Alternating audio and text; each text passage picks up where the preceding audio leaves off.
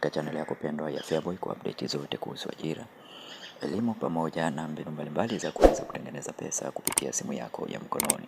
Hapa tutakwenda kuangalia tangazo la kuitwa kazini, na hii ni kwa wale waliofanya usaili kati ya tarehe 25 mwezi wa 4 2025 na tarehe 14 mwezi wa 2 2026.